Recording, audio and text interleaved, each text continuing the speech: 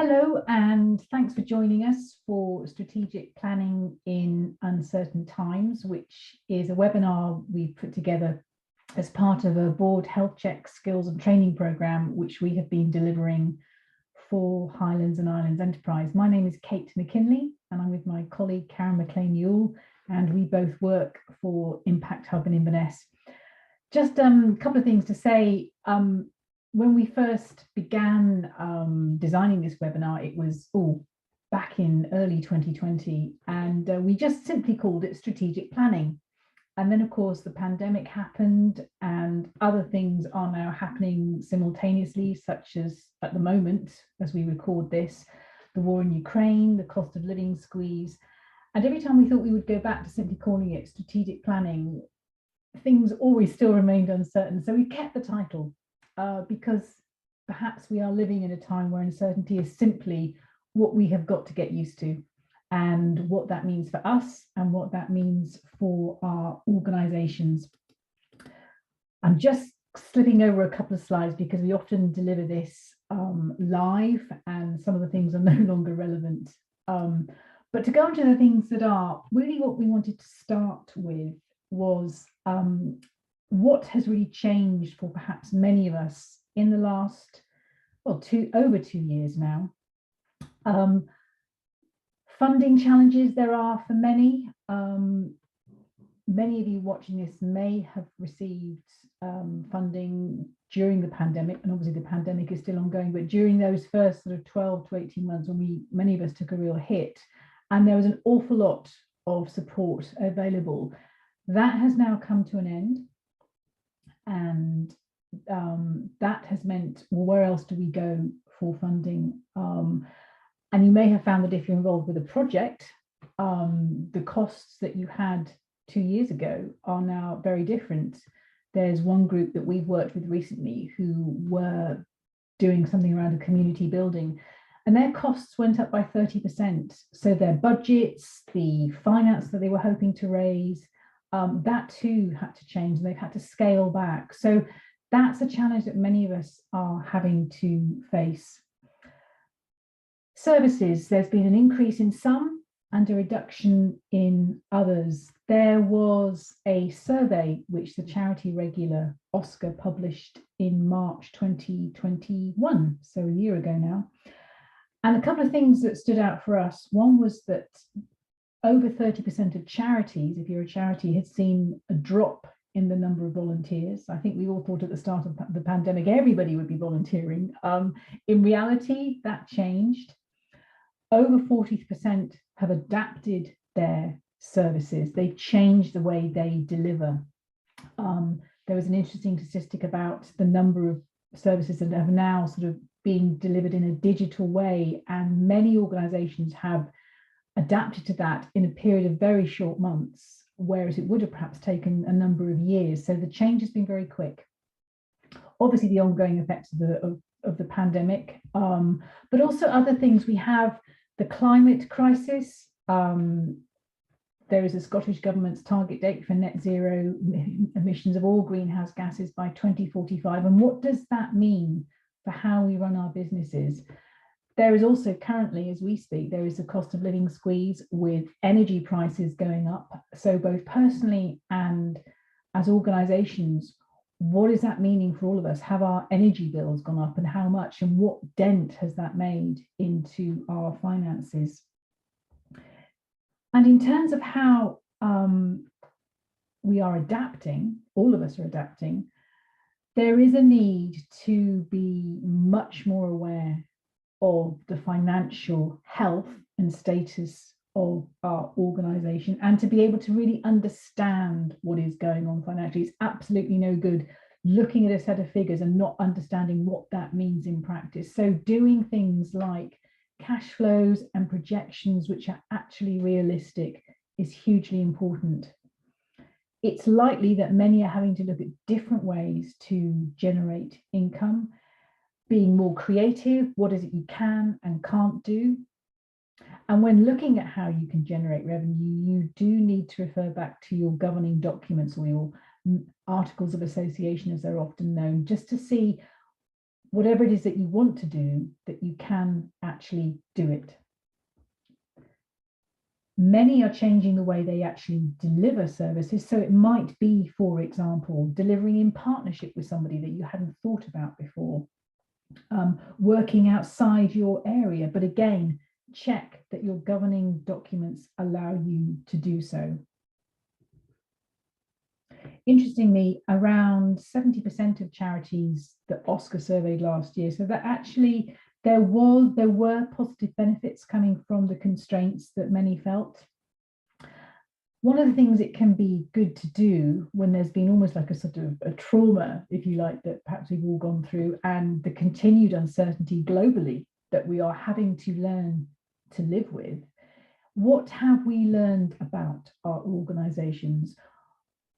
What have we done differently? What did we do well and why did it work? What have we learned about our people and about ourselves? We might be doing more with less. Budgets might have been reduced. So what can you do with what you've got?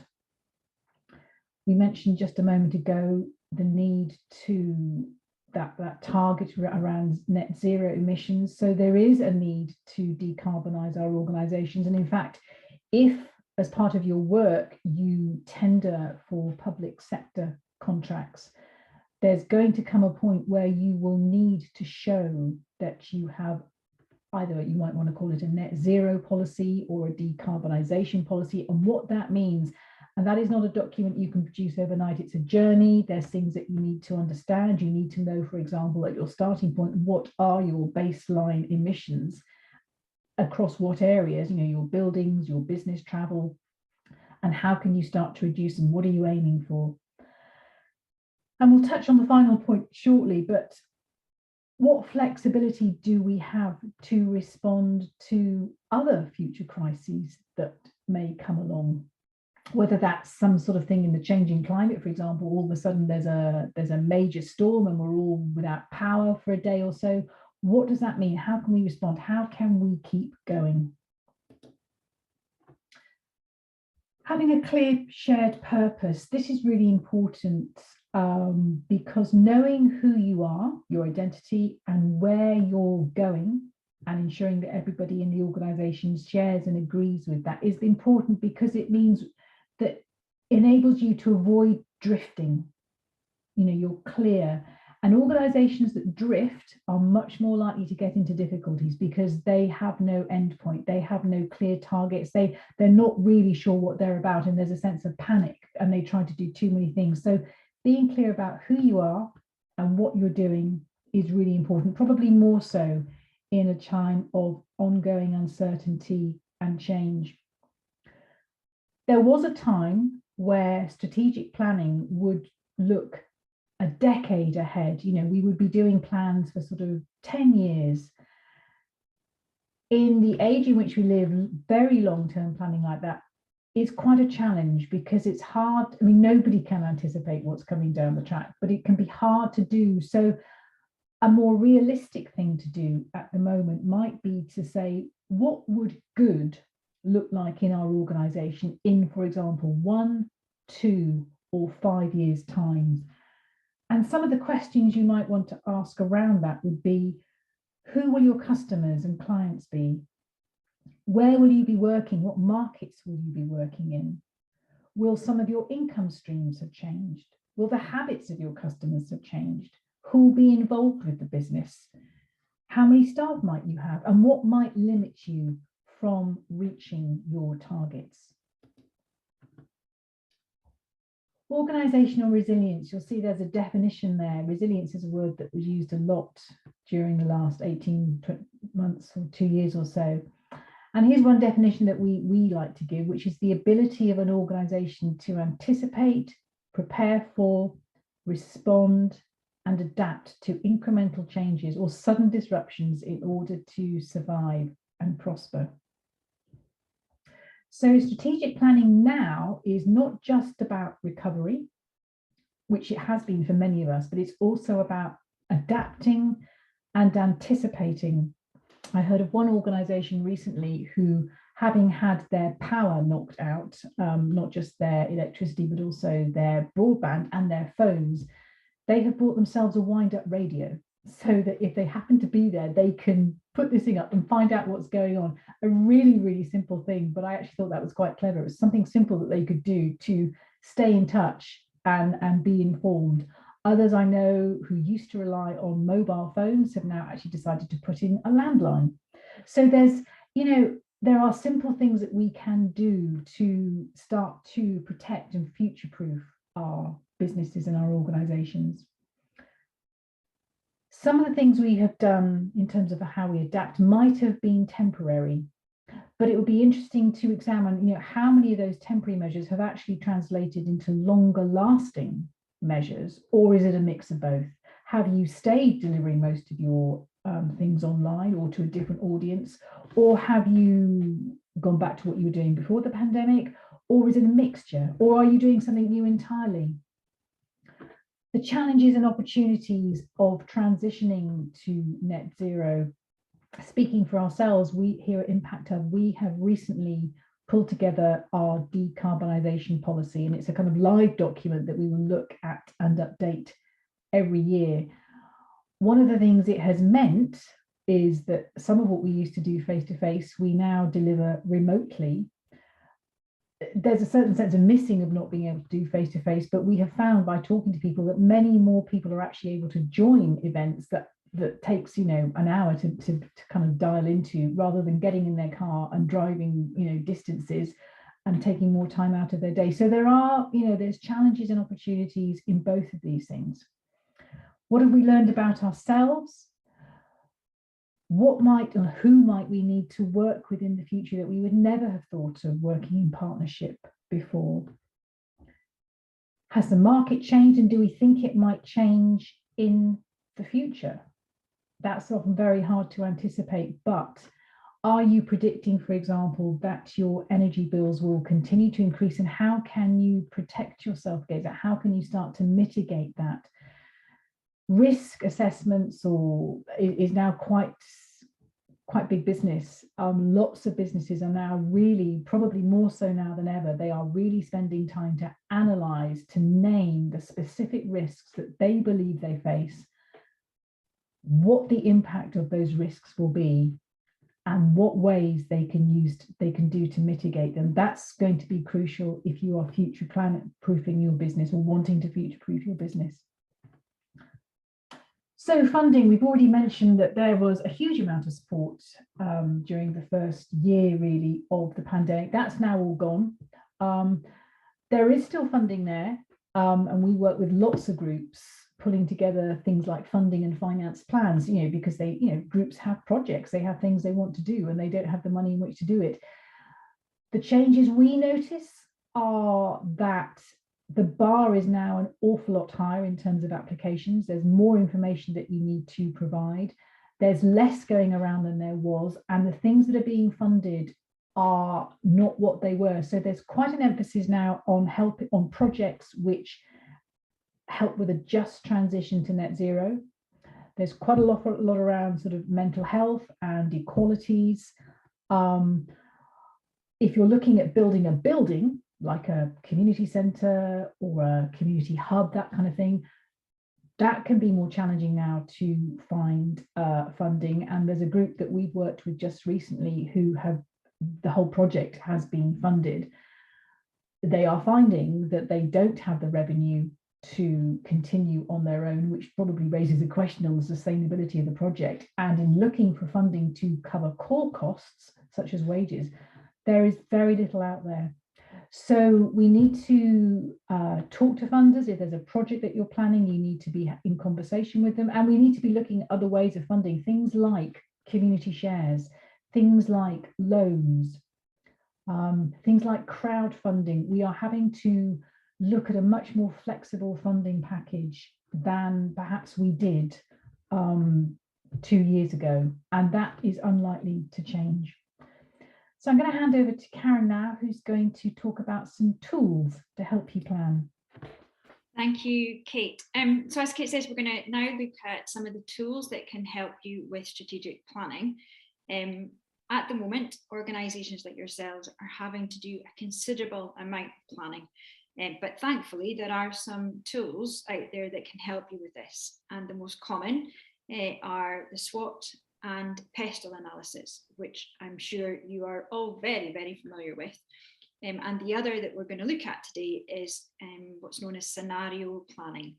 These tools can be really helpful as they encourage you to ask questions about your organisation, which in the current climate, which is one of still quite a lot of uncertainty, seem more important than ever. Planning should be a participative process. It shouldn't be done in isolation. So be creative and be open-minded and seek views of your staff, key stakeholders, and funders. So the first, I think, have we missed a slide? No. Yes. So looking at scenario planning. So traditionally, strategic planning was around about, and it was kind of focused on how you get from point A to point B, as you can see there, kind of that trajectory. But this process used the past as a kind of guide for how the future was going to look, and assumed that tomorrow was going to be very much like today. But as we know at the moment, that's just not necessarily the case. But while you don't know the future, you can project with some level of confidence a few possible scenarios for your organisation. And then using those scenarios to evaluate how your organisation will respond. So in uncertain times, it can often be helpful to have action plan A, which would be seen as your kind of best case, and then look at action plan B, which would be the kind of bearable case, and then action plan C, which would be your kind of the worst case scenario.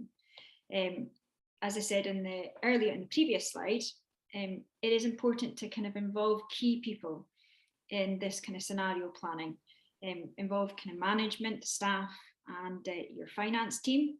And other stakeholders, if that would be helpful, and also talk to customers and clients, or your beneficiaries, to find out what they're worried about or what their concerns are. So once you've identified the different scenarios, the next bit is then to look at what would happen if any of those scenarios were to come to pass, and then how you would act if we did. So what would you do differently? And what action would you take now, so take in advance, to prepare for that scenario? And what are the trade-offs? Because as we know, there are always trade-offs. And then what signals would you look out for? They would give you the kind of heads up. So what signals? Analysing the financial viability and resilience, there's that word again. So the resilience of your organisation under different scenarios is crucial, as it will strengthen your ability to make more accurate assumptions about what your future is going to look like. So the next tool that we're going to look at, and one that I'm sure you'll all be very, very familiar with, and probably already in your business plan, if you have a business plan, is the SWOT analysis. So it enables you to assess the opportunities and threats from outside your organisation, and the strengths and weaknesses inside it.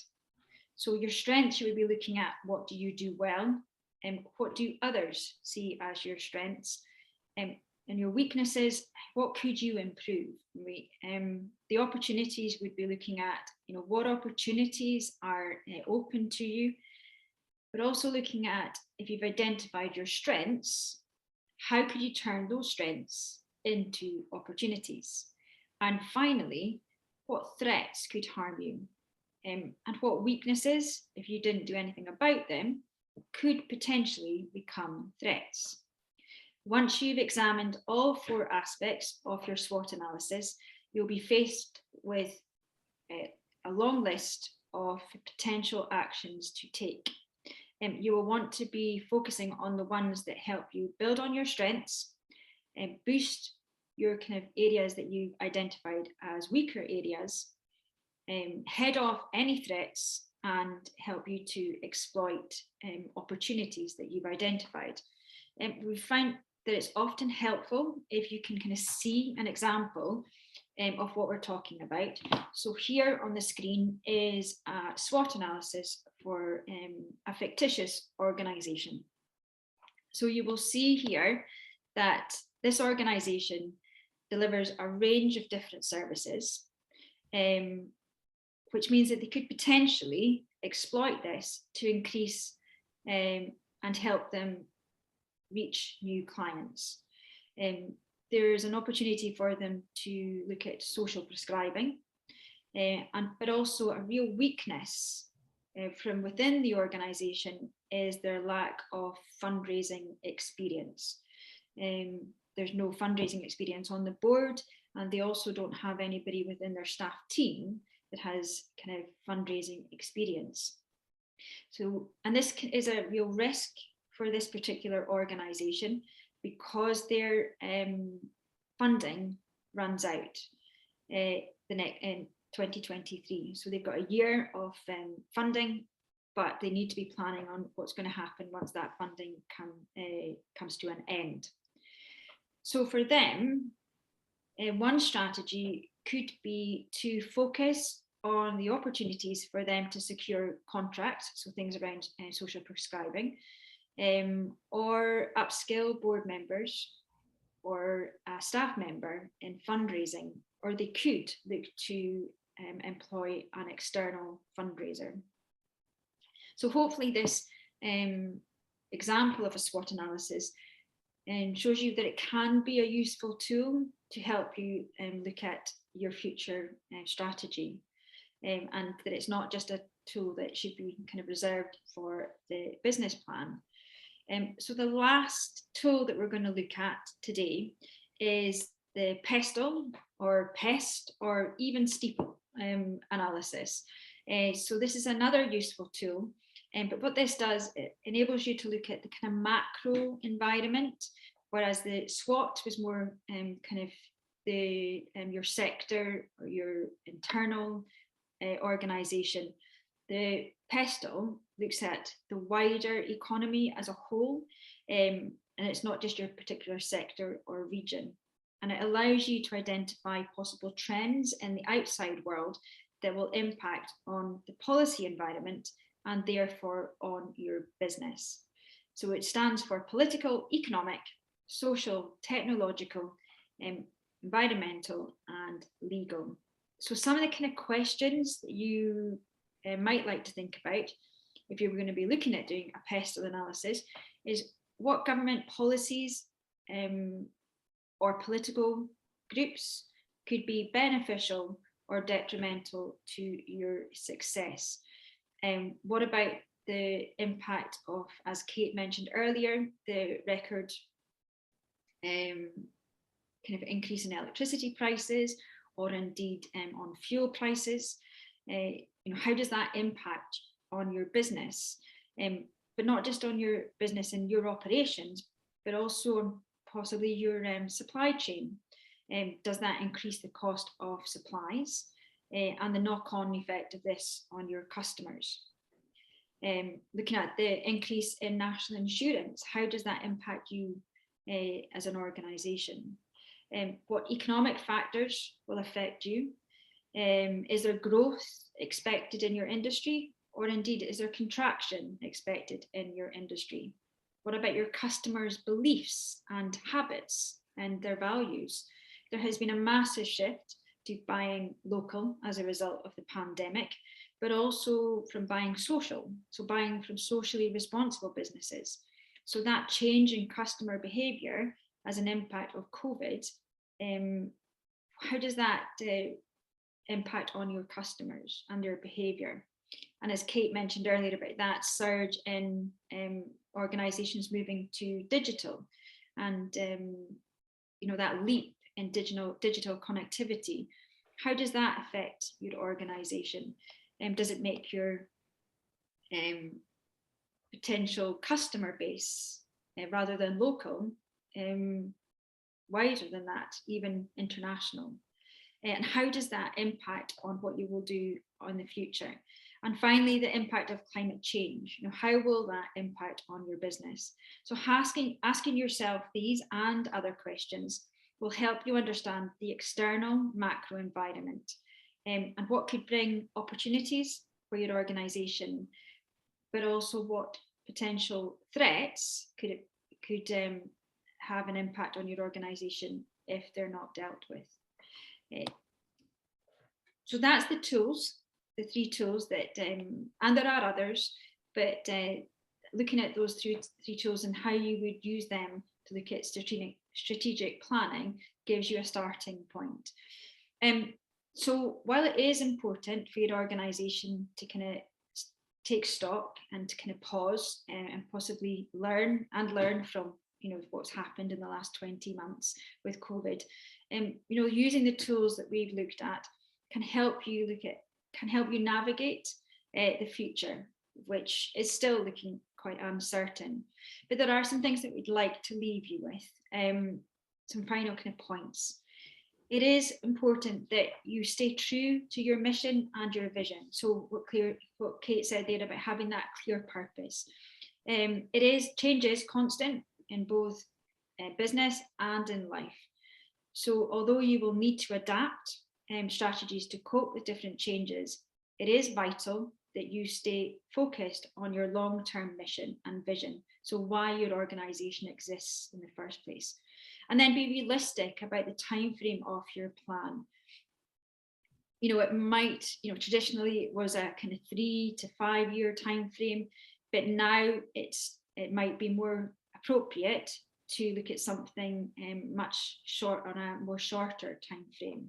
Then focus on the knowns. So it's focusing on what you know rather than what you don't know, as this will help planning seem less daunting. And then conduct that rigorous scenario planning and use the different tools that we've suggested, and then play out the different scenarios so that you are ready regardless of the outcome. And then create a clear plan, a measurable plan that sets out the key activities required by your organisation to deliver on that plan. And finally, once you have your plan, you need to look at activating it and communicating it. And planning in uncertain times is essential, because we know that uncertainty can bring anxiety. So it is important that you ensure that the plan that you've developed in conjunction with your staff and key stakeholders is well understood throughout the organisation. Kate and I would really like to thank you for watching this webinar, which we've recorded, and we do hope that you found it useful. We have provided some links here on the final slide and additional resources, and you will also find templates for a strategic plan on our Impact Hub website, which we have also included a link for. So that's us for today. Thank you for joining us.